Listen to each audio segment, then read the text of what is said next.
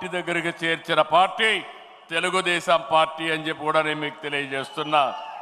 ఆ రోజు లోకేష్ గారు ఒక మాట అన్నారు, పార్టీ అకౌంట్లో డబ్బులు లేవు ఏం చేద్దామన్నారు. నేను ఒకటే చెప్పా, డబ్బులు ఇచ్చే మనస్తత్వం ఉండే నా కార్యకర్తలు ఉన్నారు, మీరు అనౌన్స్ చేయండి డబ్బులు వస్తాయని చెప్పా. ఆటోమేటిక్గా డబ్బులు వచ్చాయి. మంచి మనసు ఉంటే డబ్బులు కాదు ముఖ్యం. ఆ విషయం మనం అందరం గుర్తుపెట్టుకోవాల్సిన అవసరం ఉంది.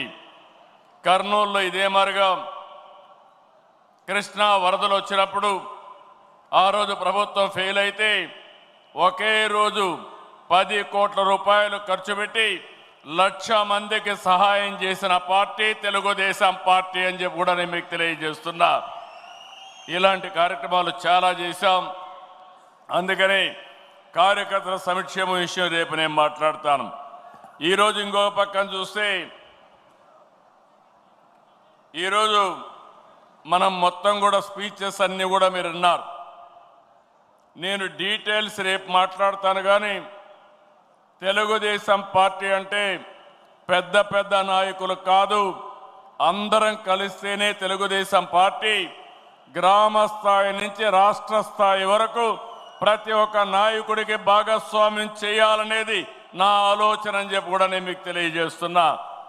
ఈరోజు మీరు చూశారు, కొంతమంది కొత్త వాళ్ళందరినీ మాట్లాడిచ్చాం, మండల పార్టీ అధ్యక్షులు మాట్లాడిచ్చాం, క్లస్టర్ ఇన్ఛార్జిని మాట్లాడిచ్చాం, అదే మరిగా యూనిట్ ఇన్ఛార్జిని మాట్లాడిచ్చాం, అనేక విధాలైన వ్యక్తులందరినీ మనం మాట్లాడిచ్చాం. ఇది మాట్లాడినప్పుడు నేను ఎప్పటికప్పుడు మీకు అందరికీ కూడా సమాచారం అడుగుతున్నాను. మీరందరూ గుర్తుపెట్టుకోవాలి, రాబోయే రోజుల్లో అందరికీ న్యాయం జరుగుతుంది. ఎవరైతే సమర్థవంతంగా పనిచేస్తారో వాళ్లకు గుర్తింపు ఉంటుంది పార్టీలో అని చెప్పి నేను మీకు తెలియజేస్తున్నా. ఏ నాయకుడు కావచ్చు, ఎమ్మెల్యేలు కావచ్చు, ఎంపీలు కావచ్చు, మంత్రులు కావచ్చు, కార్పొరేషన్ చైర్మన్లు కావచ్చు, కడకు క్షేత్రస్థాయిలో ఉండే కేఎస్ఎస్ కావచ్చు, అందరి యొక్క పర్ఫార్మెన్స్ మనం అనలైజ్ చేసుకుని తద్వారానే మీకు గుర్తింపు ఇస్తున్నాం. ఈరోజు 2 రకాలుగా నేను మెసేజ్లు అడిగాను.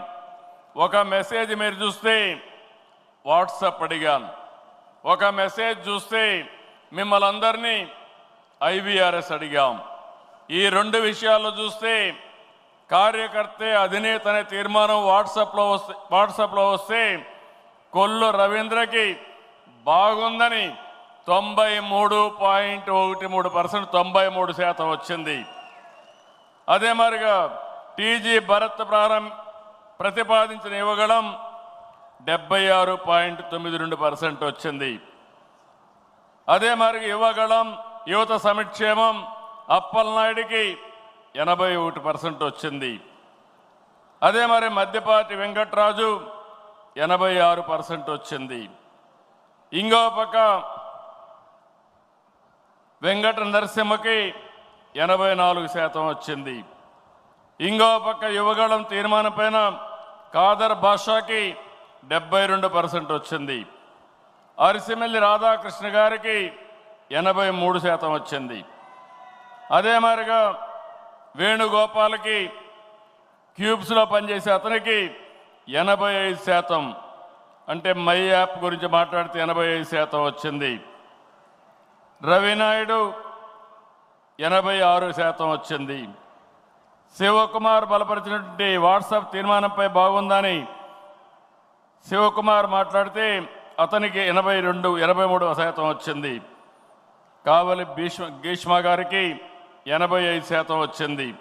దుర్గా ప్రసాద్ 84% వచ్చింది. ఇంకో పక్కన శశి బలపరిచిన దీనికి 84% వచ్చింది. అంటే మీరందరూ గుర్తుపెట్టుకోవాల్సింది, అందరూ కూడా తెప్పిస్తున్నాం. ఇప్పుడు అచ్చెన్నాయుడు మాట్లాడాడు, అది రేపు నేను చదువుతాను, ఇంకా రాలేదు నాకు. అందరి డీటెయిల్స్ కూడా తెప్పించి ఒకవేళ మీరు బాగా మాట్లాడకపోతే మీకే చెప్తే రేపు రాబోయే రోజులు ఇంప్రూవ్ చేసుకొని వస్తారు. మీరు ఇంప్రూవ్ చేసుకోకపోతే మీకు అవకాశం కూడా మానేస్తాం, కొత్త వాళ్ళకి అవకాశాలు ఇస్తామని చెప్పి కూడా నేను మీకు తెలియజేస్తున్నా. ఈరోజు పోటీ ప్రపంచంలో ఉన్నాం. పోటీ ప్రపంచంలో మనం గుర్తుపెట్టుకోవాల్సింది ఎక్కడికక్కడ మనం కూడా పోటీ పడాలి. నేను ఈరోజు మాట్లాడానంటే ఉదయం 3-4 గంటలు నేను రాత్రంతా ప్రిపేర్ అయ్యి వచ్చాను. ఉదయం మాట్లాడాను. పాలసీలు నేనే చేశాను, సబ్జెక్ట్ నేనే తయారు చేశాను. కానీ నేను మాట్లాడాలనుకున్నప్పుడు మీకు అర్థం కావాలి.